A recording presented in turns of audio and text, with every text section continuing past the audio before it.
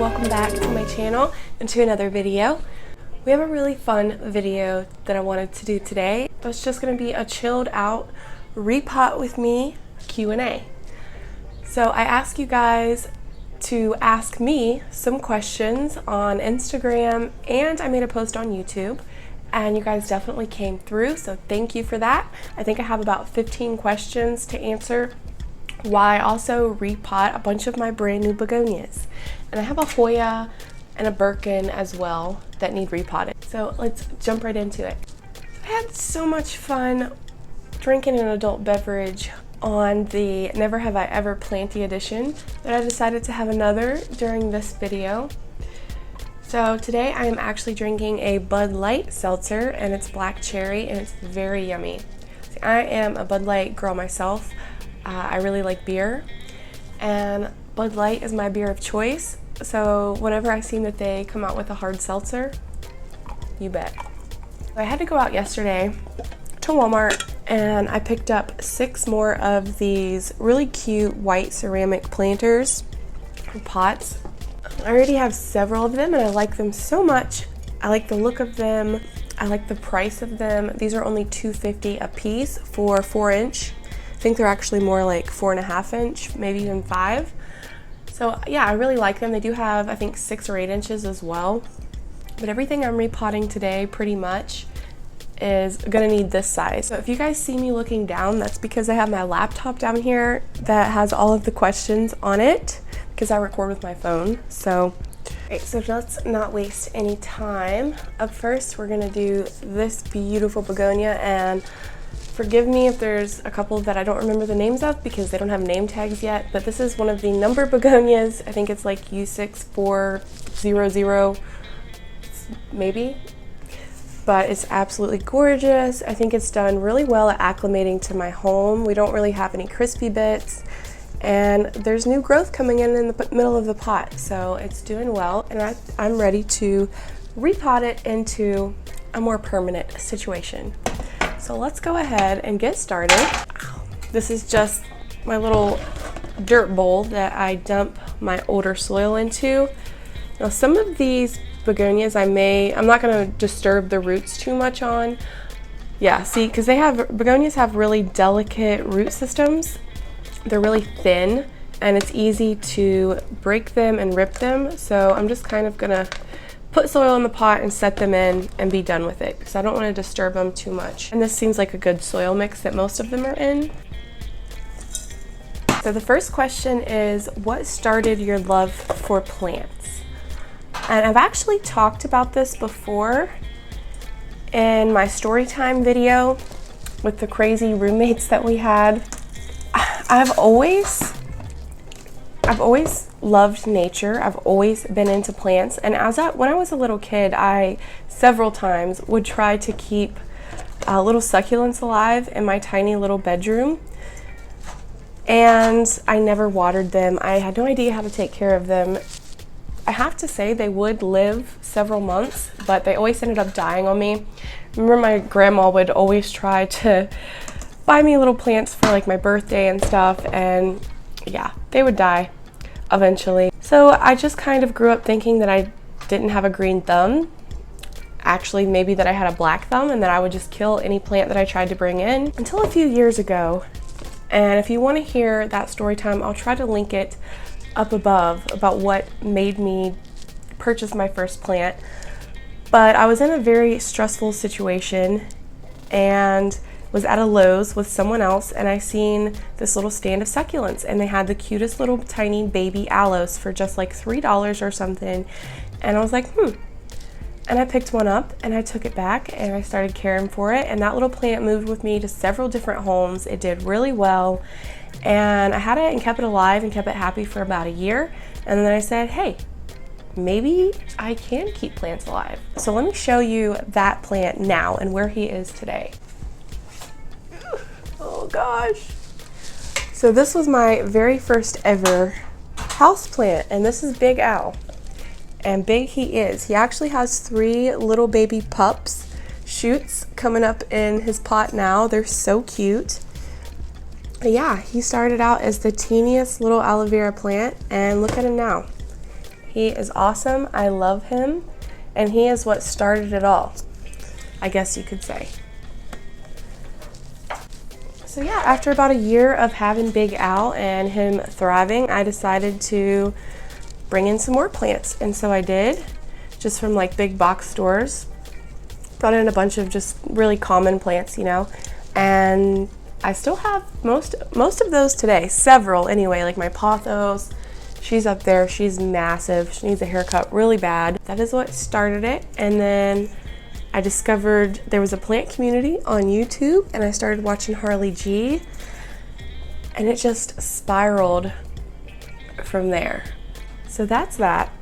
Let's go ahead and do Begonia Taco Night, my probably absolute favorite begonia at the moment. What's your favorite thing about plants? Oh gosh, this is a hard question because there's a lot of things that I really love about them. My favorite thing would probably be just the amount of stress that my plants alleviate for me. Honestly, I mean, there are definitely days where I don't feel like taking care of my plants. I don't feel like watering, I just don't feel like it, and I'll put it off for another day or two. I mean, but for the most part, they're a big stress reliever for me, and they always have been. Caring for them, it's therapy for me. It's very therapeutic. Plant shopping, I could even say, is therapeutic for me. It eases my mind, and it gives me something to care for and nurture aside from my children, you know, and it's so rewarding. So probably my favorite thing about them would be how rewarding they are. You put all this time and effort into caring for something and nurturing it, and you know, trying to learn as much as you can about it, and then you finally get it right and you start seeing that it's thriving, it's pushing out new growth, and it's just so rewarding in that sense. Here's Mr. Taco Night, and he is super cute. He has tons of new leaves coming in as well, guys, and they're the cutest things ever. I love it. This plant, honestly, as thin as its leaves are, I'm surprised it shipped so well, but it did, and it acclimated super easy, super quick, no fuss. I love it.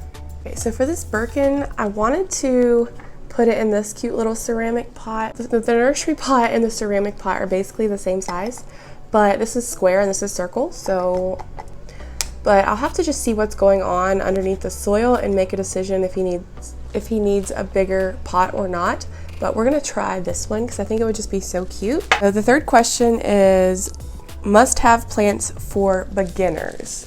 So what plants would I recommend for beginners? So obviously we have like the pothos and the more common types of plants, you know, which are all great for beginners. But if you want something a little bit more tropical, a little bit more fun, and you're a beginner, you know, you already have a pothos maybe or a few, I would honestly really recommend philodendrons. Most philodendrons, because I think pretty much all of the philodendrons I have growing in my home right now are super, super easy. I mean, they just are. A lot of the more rare varieties require a little bit more humidity. They don't even require it, but they would appreciate a little bit more humidity, you know, a little bit more of the special treatment. But even those, like my Melanochrysum verrucosum, honestly is one of the easiest plants that I have. And it's so fast growing, it's so rewarding. So I would even recommend that for a beginner. Definitely philodendrons and monstera. Just like philodendrons, my monstera, pretty much every variety I have are all really easy. I mean, they're just really easy, rewarding plants. They don't require a super crazy amount of light. They don't actually require, though they would appreciate, a huge amount of humidity. So if you don't have really good high humidity in your home, you don't want to buy a humidifier. I think philodendron and monstera, all different types of varieties, would both be good options for a beginner. So number 4 says, are you a homebody? I am, actually. And you know, it's weird because when I was younger, I used to really be a social butterfly. I always had a little bit of social anxiety, and I always felt like I was different than other kids my age and other people. My family is the main one. I'm like the black sheep in my family, I feel like. So I've always had a little bit of that social anxiety, but for the most part,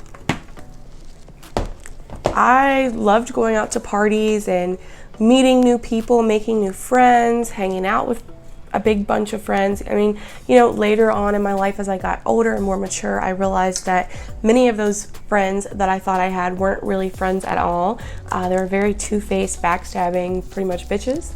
I mean, if we're being honest.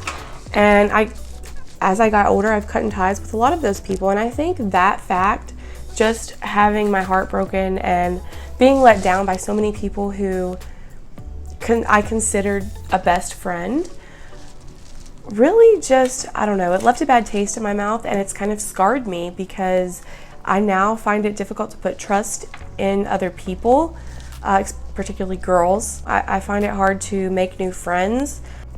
I find it hard to progress my friendships past just like the talking stage.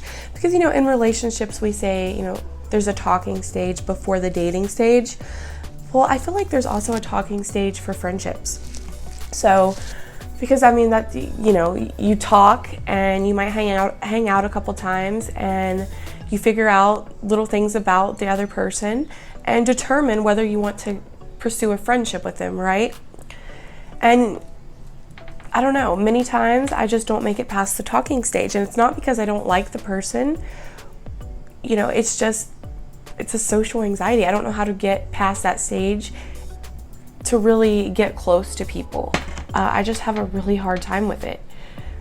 Part of that's just from like childhood things in my family, you know, as well, I would say. But that was a really long answer for, are you a homebody?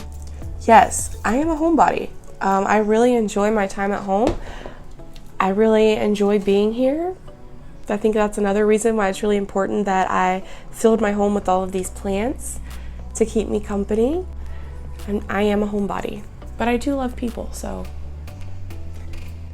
Look how cute this baby birkin looks. I got this from PA Orchid Exchange, I think the beginning of winter or so, maybe a little bit, maybe the beginning of the year. I can't remember. But it was just a little tiny starter plant. Like it had the tiniest leaves, if you guys remember, and it's grown so much. Here we have a new leaf unfurling now.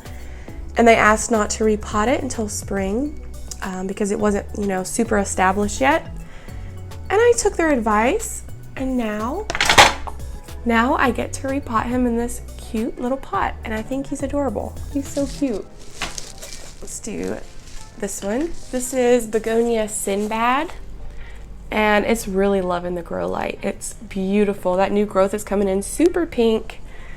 I love this one. It's so cute. Number 5 is, how do you cope with 3 kids and plant care? That's a very good question. Thirsty. So how do you cope with 3 kids and plant care? To be honest with you, it's hard. It's hard. So with 2 kids, it was a lot easier. I don't know why. It just was. It was so much easier. I don't know. I had so much extra time when I only had 2 kids. Isn't that weird? Adding a 3rd one into the mix, I feel like when I just had 2, we kind of had our own routine. You know, they would nap at the same time and I could do my plant care. Even in the morning, like my daughter was a baby, she would just like chill and hang out and I could go around. But now it's a lot more difficult.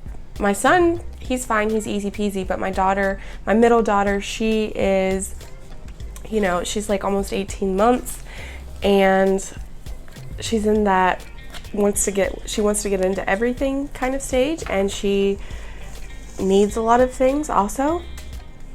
And now we also have a colicky, almost 2-month-old baby. So that has been really challenging, to say at the least. That's why I haven't been super active on social media as well, because trying to work in the time to tend to my plants and also tend to 3 little ones, it's hard. I mean, it will usually take me all day long from the time I get up to the time I go to bed to fully water, like on watering day, to fully water the plants that need watered, because I'll have to keep stopping and going and, you know, tending to a child, and it's not easy, but it's worth it. It's definitely worth it. I love being a mom. I love taking care of my kids. And I know it'll get a lot easier, you know, once the baby is a little bit older and outgrows the colic stage, it will get easier. And as much as I love being a mom though, I feel like I don't have anything that's mine. I feel like I'm always doing for somebody else. And my plants really are the only thing that truly is mine. And I think that's very important, because otherwise I feel like I would lose myself. I really do. So it's not easy, but it's definitely worth it. And I'm very thankful. I feel very thankful that I have the collection that I do to keep me sane on those crazy days, you know. Okay, Sinbad. Number 7 says, best holiday ever, when and where. So I think she means like a time that I can remember spending a holiday that was just like, you know, really fun, or that left a sweet spot in my mind, I guess. And I was trying to think about this earlier. It's not a holiday, but I would have to say what comes to mind is a trip that my husband took me on for my birthday in the summer of 2018. It's been almost 2 years ago now. We only had one kid back then, my son. The week of my birthday, my husband took me to New York City. Right in the middle of the city, we got this awesome hotel right in the middle of the chaos in Times Square. It was a little bit crazy finding parking and all of that. It's definitely different when you come from somewhere like West Virginia and you go to New York City and you're walking around Times Square. It's definitely an experience, but it was amazing. We had such a good time. I was actually pregnant with our daughter. We went to a comedy show. It was a blast. We went to several different places. We just walked around Times Square and basically checked out everything. We took a ferry ride from Staten Island. Whenever we'll pass the Statue of Liberty, that was really cool. We went and looked at several different monuments. Yeah, it was just a really good time. It was kind of like the last trip that him and I got to go on together before we welcomed our second baby into our lives and would never get to do or go anywhere ever again, basically. Yeah, that was so much fun. We had a blast. So I'll have to insert some pictures somewhere on the screen of that trip. Okay, so Sinbad is looking really adorable in his white pot. I don't know. I know a lot of people say that white pots are just so basic and boring, but I am loving them. You like what you like. Who's next? Okay, let's go ahead and do my beautiful Hoya australis that I got from Plantq&a. Oh, it's so pretty, but it's really top heavy for this little tiny nursery pot. And if I don't keep it basically propped up against something or setting inside of a ceramic pot, then it topples over. So I think he's actually going to go, he would look really nice in a white ceramic pot, but then again, every plant would. That looks so good. I was gonna put him in terracotta because I'm one ceramic pot short. Okay, I guess we can give him a ceramic pot. It's totally fine. But let me answer another question really quick, because what's the dumbest way you've ever been injured? This is number 7. I got 2 questions mixed up, but this is number 7, and this is from Sarah. I remember at Peanuts Plants. She asked, what's the dumbest way you've ever been injured? And I honestly laughed when I was trying to think about it, because I don't know if you guys know this or not, but I am seriously the most clumsy person that you will ever meet. I am so clumsy. I've always been this way. I'm just like, every morning I get up, I make myself a cup of coffee, and I always make either a small or a medium cup with my Keurig. I never do the large cup because I know it's gonna be too full and I'm gonna spill it all over myself. I'm always running into stuff, stubbing my toes. You know that song by Pink that's literally called I'm a Hazard to Myself? My mom dedicated that song to me when I was a kid because I'm literally a hazard to myself. I will tell you a funny story. I was talking to Jason about it earlier. I was like, I know what time I want to tell them about. I was probably 11 or 12, and my mom and I and her boyfriend at the time, we went to camp with some family friends. So they had this old wooden building for a camp. This campsite had bunk beds in it. They were kind of built into it. So there was mice everywhere. in the camp, everywhere, all the time. I was out in the middle of the woods in the middle of nowhere, and I was sleeping on the top bunk. There wasn't a ladder to climb up to the top bunk, so they had stacked up these plastic totes. There was like 3 giant ones stacked up for me to climb up to get up to the top bunk.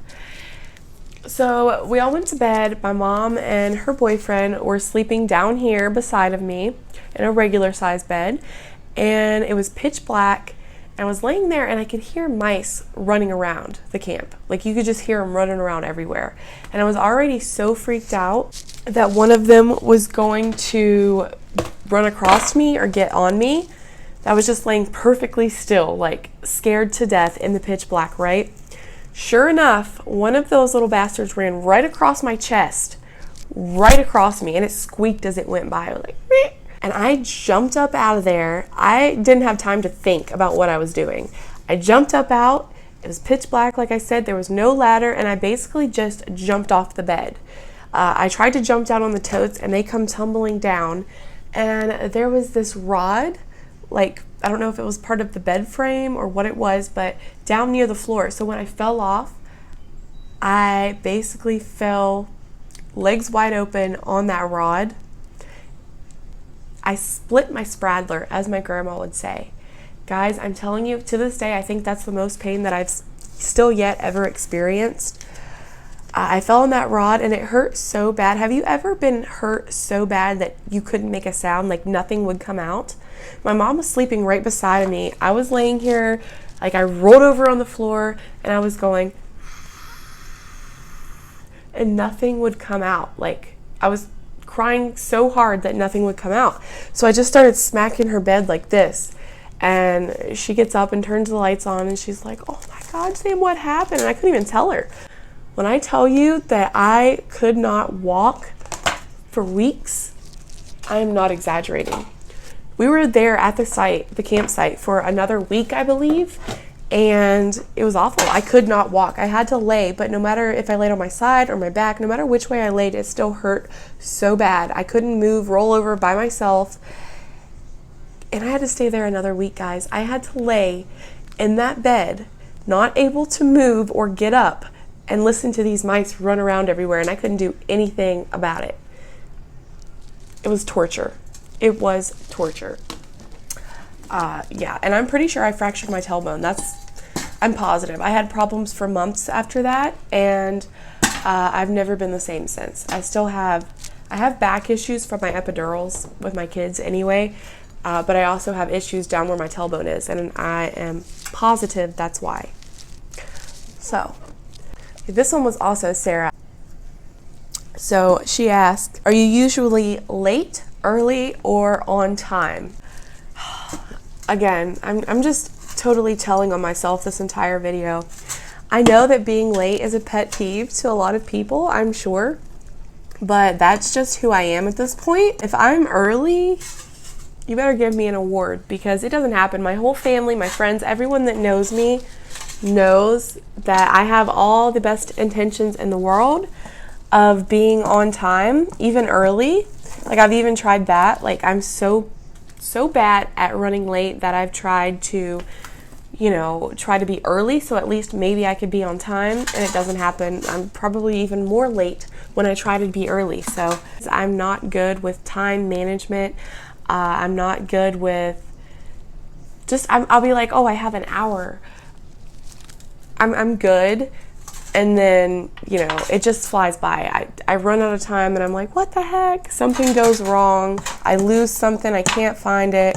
So yeah, I'm literally late to every single family event, holiday, appointment. Now, I am doing a lot better with appointments. I will say that, like, for my kids and stuff, when they go see the pediatrician, or I have an appointment, I have been doing a lot better at least being on time. And I think that's because they give you like a 15-minute window. So like, they'll set my appointment 15 minutes early to register and whatnot. And then I typically register online from my phone, and then I get there like right on time. So yeah, that's just who I am at this point. Either you love me or you hate me for it. But expect it. I can't believe this was only $25. Like, I know that a lot of the plants on Plant Arena are pricey, mostly because they're advertised usually in a ceramic pot, but there always usually is a grow pot option, which is a lot cheaper. But even still, you know, a lot of plants are a little bit pricey, but I mean, it's worth it. I mean, this is a small plant. Imagine what the large option would be. This is a small plant for $25. It's free shipping. You really can't beat it. I'm just so impressed with all of my Plant Arena plants. Okay, 9 is, if you had to be a plant, what would you be and why? I've been trying to think about this. I'm not sure. If I was a plant, what would I be and why? Probably something trailing. Probably a Monstera adansonii. My Monstera adansonii. Because I've had them before and I've always struggled with them. Granted, my first one, which is the narrow form that I got, you know, over a year ago, I restarted it and it's finally doing really well. But I've really struggled with adansonii, so I do find that they can be divas, I guess you could say. They can be a little bit diva-ish. They don't like to be underwatered. They don't like to be overwatered. They don't like too much sun, but they do like a lot of sun. They can either climb or trail. They grow really fast, and they're just absolutely gorgeous, and they have holes in them. So I would definitely want to be something with fenestrations, I feel like. And I can definitely be a little bit of a diva sometimes. I can be a little bit of a brat sometimes. But all in all, you know, I will love you. I'm pretty easygoing, but I do have diva tendencies. So yeah, I would say Monstera adansonii. Plus the name sounds really cool. Number 10, oh my gosh. Girl. Are you planning any more babies? I was asked.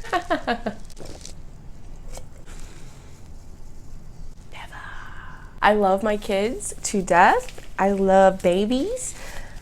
But we are done. We are perfectly happy with 3. We're a family of 5 now. And I have two pots left and 3 plants. So I have this begonia, which is also a number begonia. I can't remember which one. U something. I have my black mamba, or dark mamba, which is dripping because I just watered her yesterday, so maybe I shouldn't repot her yet.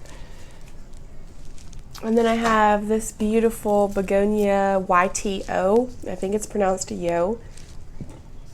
I wonder if these pots would be a little too big for this one because it's in a pretty tiny, shallow pot. I know I'm gonna repot this one. It's just in a really nasty soil. It's got stuff growing in it.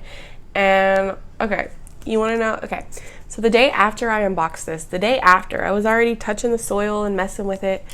I got to looking and I found this white larva.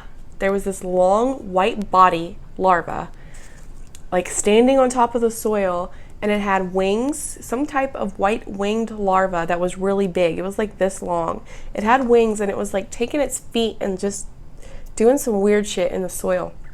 And I actually had Jason come over and kill it because it grossed me out so much. I have no idea what that was. I have no idea if there's eggs of whatever it was in the soil. So I really want to get rid of this soil. I want to get it in some fresh, clean soil because I don't want to see anything like that in my plant pots ever again. So for this plant, I'm definitely going to be wearing a glove because I don't want to touch that nasty soil without gloves. That thing was large. It wasn't like a gnat larva. It was, I don't know what it was. It was very big and very gross. So we're going to do this one, I guess, and probably my black mamba. I think the pot size is a little bit more relevant for the mamba rather than the YTO. I have no idea how to say that. And we got roots growing out the bottom of the dark mamba. So she would probably appreciate, you know, a little bit more space to stretch her roots. So that's what we're gonna do. And this one can just get repotted later. I think it's honestly fine for now. So we'll just leave this cutie patootie alone and let her live her best life. Oh, now I did let this begonia dry out. I'll insert a picture somewhere on the screen of when this one and I believe it was my taco night, they dried out last week, how dramatic they were before and after their water. So, But this one actually did not handle that underwatering well at all. So I lost 2 of the leaves. All of the leaves were laying down and 2 of them were completely crispy because I just let it dry out for a couple days too long, I guess.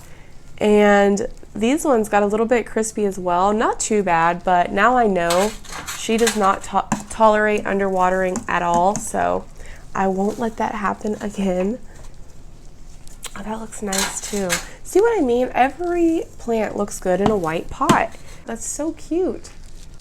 Oh, if y'all haven't noticed, I did finally get a cereal container for my soil. Target, way too expensive, but I looked all over Walmart, I looked everywhere online, and I could not find a decent sized one for under $20 anywhere. Like, it's kind of crazy. Number 11, is there a such thing as too expensive of a plant, and what are your thoughts on rare plants? I think it honestly just depends, you know, who you are and the type of plants that you are interested in collecting, also your financial situation. For everyone, this answer is definitely going to be different, but for me personally, yes, there is such thing as too expensive of a plant for me. So I probably wouldn't pay over, I mean, I typically try not to pay, you know, even $100 because most of the time these plants will come down if you just wait. That's typically what I do. I mean, I still haven't bought a Monstera albo because the price has not came down on those plants whatsoever. And I'm not willing to pay that much money for one, for a tiny little cutting at that, or a node. Pam from Pam's Pretty Plants was talking about this on her Instagram the other day, and I absolutely agree with her. There's a lot of sellers right now that are price gouging, and it's kind of messed up. I think it's really messed up. And the sad thing is, people will buy these plants. I mean, if you get on eBay and look at the auctions, people are paying thousands of dollars for some pretty common plants. I mean, I wouldn't say common, but they're not rare. You know, they're not hard to propagate or grow. They're not hard for sellers to get their hands on. So I'm not sure why they're going for the ridiculous prices that they are. So for me, I mean, even if it was a plant that I really, really, really wanted, you know, I probably wouldn't spend over $200 on a plant. That's just me. The most I have spent is $150, and that was a lot. But yeah, for me, there's definitely such thing as a plant that's too expensive. There's, you know, I'm not gonna pay hundreds and hundreds of dollars, let alone thousands, for any plant. I'm just not. As for my thoughts on rare plants in general, I think they're awesome. I love, you know, the more uncommon types of plants. But when sellers see that there's a demand for these plants, regardless if it's hard for them to get their hands on the plant or not to sell, when they see there's a demand and they see people want them, when they see that we're willing to pay the price, that's when they are jacking the price up to ridiculous amounts and people are buying it. So that's why price gouging is happening, in my opinion. And no, I will not support it. I won't. Yes, I love more uncommon plants, and yes, I will, if I have it, spend, you know, $100, $150, whatever. I haven't since last summer, just making that clear. But I will. I'm not totally against that. If I really want it and I think it's a good deal, sure. But I think that the sellers are definitely taking advantage of people when it comes to the rare plant hype. And people are falling for it, so it is what it is. But for me personally, for most plants, I like to wait, you know, until the price comes down. I like to wait, and either I'll pay less and get a smaller, you know, starter plant or a baby plant if I really want it. Like the birkin, when I got the birkin, prices were just now starting to come down a little bit. These were going for, you know, way too much. Whenever there's so, you know, available to us, they shouldn't be going that high. But the price actually quickly dropped on these birkins, and you can get them for a really decent price now, even full-size plants. I got this little cutie for $15. Yeah, so I'm glad I didn't spend $100 on, you know, a medium-sized birkin, because I would be mad now. So that's just my thoughts. I hope I explained that well. I hope that made sense. I mean, everyone, you know, has their own prerogative. It's you have your own money. Everyone has different financial situations, and I feel like if you can afford to spend a lot of money, if you want, you know, if you want to collect all of the most rare plants and you have the finances to do that, that's none of my business. It's none of my business what someone else spends on a plant. So go for it. But as for the price gouging, that really bothers me, and I do wish that people wouldn't support it by needing a plant so badly they're willing to spend $1,000 on it. You know what I mean? It's just, it's crazy. But to each their own. Oh, this video is going to be so long. Okay guys, so I'm already going on 45 minutes. Holy cow. I have 3 more questions. 2 of them are begonia questions, and it would take me a little while to answer those and explain. So I think what I'm going to do is another begonia video. I did do a begonia care video a few months ago, but I think I will do an updated spring begonia care video for those of you wanting all of the begonia tips. And yeah, because those are good questions. I definitely want to answer those, but I think I'm out of time, guys. I'm done repotting now. But I will go ahead and answer one more question, and then I'll save the begonia questions for an upcoming begonia care video. So stay tuned for that, those of you that asked about the begonias. So if you had to say goodbye to 3 plants forever and you cannot purchase them ever again, which 3 would you let go? This is very difficult. So I'm assuming it has to be 3 plants from my collection currently, not that I've already killed or, you know, this is hard. So I would probably say Sansevieria. I know I'm probably going to get a lot of hate and backlash for that, but I do really like Sansevieria. I like the sculptural look of them. I have a few in my home, not a ton, I think maybe 3 or 4 varieties, but I could probably get rid of them. I mean, I would be sad, but I would be okay as long as I had the rest of my plants. I could probably get rid of those and never buy them again and be okay. You know, it wouldn't be like a super sad deal for me. It wouldn't be too hard. For number 2, does it need to be like a genus or a particular plant? You know, I really like Aglaonema, but honestly, mine are all being brats. They've been brats for the last few months, and I'm kind of ticked off at them, so I'm going to say Aglaonemas as well. And the 3rd one, I would say Dracaenas, but I don't currently have any because I don't like them. Or Crotons, but I don't have those either. I almost want to say Calathea, but I do love the couple that I have.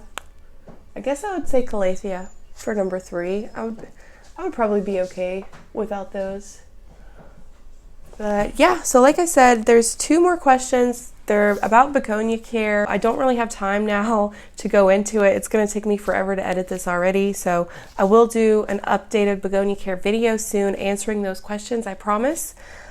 But that is just about going to do it for this video, I believe. Well, thank you guys so much for sending me all these questions. This was really fun. Finally got some much needed repotting done. I'm going to go and water all of these begonias, get them settled in their new homes, and get started editing. Thank you guys so much for watching. I love you all so much, and I hope you're doing wonderful during this crazy time. It looks like things are starting to get better though, so that is a good thing. All right, thanks again, guys. Bye.